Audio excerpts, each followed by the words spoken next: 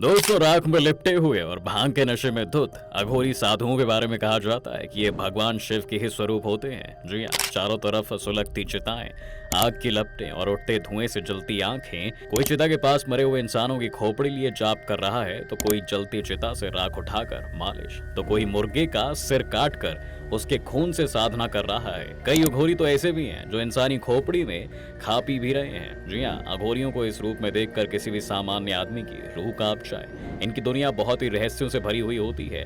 आज की अपनी इस वीडियो में हम अघोरियों से जुड़े ऐसे ही रहस्यों के बारे में जानने की कोशिश करेंगे, लेकिन उससे पहले आप हमारे चैनल को लाइक कर दें और वीडियो को अंत तक जरूर देखें। दोस्तों, सही मायनों में बात करें तो अघोर का मतलब आ प्लस अघोर, यानी कि जो घोर नहीं है और बल्कि बहुत साधारण है। हालांकि इनका स्वरूप वास्तव में डरावना होता है, लेकिन स्पिरिचुअलिटी की भाषा में अघोर बनने का पहला स्टेप मन से नफरत को निकालना होता है। कहते हैं अघोरी शमशान जैसी जगहों पर बहुत ही आसानी से रहते हैं और वहीं रहकर तंत्र विद्याएं भी सीखते हैं। बेसिकली समाज जिन चीजों से नफरत करता है, अघोरी उसे ही अपनाते हैं। इन्हें जीने के लिए किसी सुख सुविधा की जरूरत नहीं होती, यहाँ तक कि खाने पीने के लिए कंकाल की खोपड़ी ही इनकी प्लेट और कंकाल की खोपड़ी ही इनका ग्लास होता है। इनका मानना होता है कि दुनिया में कोई भी चीज गंदी नहीं हो सकती, क्योंकि हर चीज भगवान ब्रह्मा की बनाई हुई है और हर चीज उतनी ही शुद्ध और स्वच्छ होती है।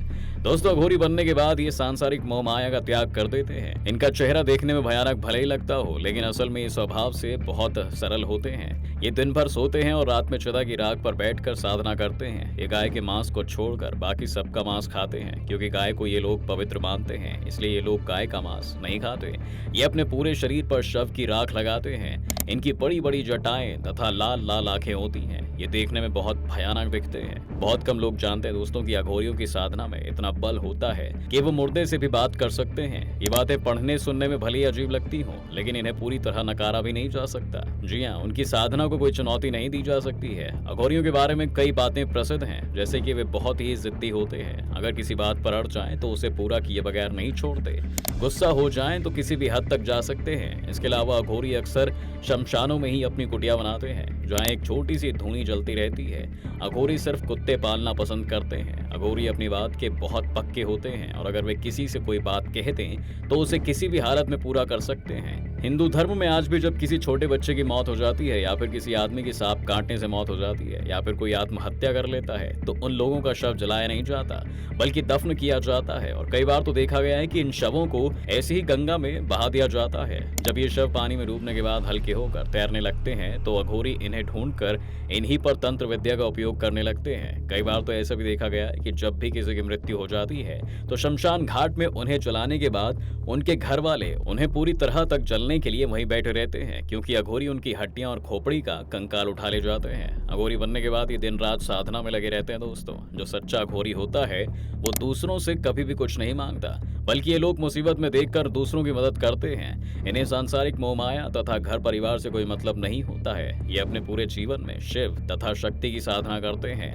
वहीं प्रयागराज के माघ मेले में भारी संख्या में आप इन्हें देख सकते हैं। ये लोग भी कुंभ स्नान करने के लिए आते हैं। अघोरियों में महिला तथा पुरुष दोनों तरह के अघोरी होते हैं। ये दूसरों को कभी भी हानि नहीं पहुंचाते हैं। जिनका हम लोग बहिष्कार करते हैं, ये लोग उन्हें अपनाते हैं। जैसे कि हम सभी वस्त्र पहनकर निकलते हैं और ये लोग बिना वस्त्र पहने निकलते हैं। भोजन में हम सभी फल तथा सब्जियों का सेवन करते हैं और ये सभी मांस मदिरा का सेवन करते हैं। ऐसा ये लोग इसलिए करते हैं दोस्तों, क्योंकि ये लोग किसी चीज में किसी भी तरह का कोई भेदभाव नहीं करते हैं। अगर देखा जाए तो मान्यताओं के अनुसार शमशान घाट में अघोरी 3 तरह से साधना करते हुए पाए जाते हैं। पहली शमशान साधना, दूसरी शिव साधना और तीसरी शव साधना। इस तरह की साधनाएं कामाख्या पीठ के शमशान, तारापीठ के शमशान, त्र्यंबकेश्वर और उज्जैन के चक्रतीर्थ के शमशान में की जाती हैं। मान्यताओं के अनुसार अघोरी जब शव के ऊपर पैर रखकर साधना करता है, तो वह शिव और शव साधना कही जाती है। इस साधना का मूल शिव की छाती पर माता पार्वती का पैर रखा हुआ माना जाता है। इस साधना में प्रसाद के रूप में मुर्दे को मांस और मदिरा चढ़ाई जाती है।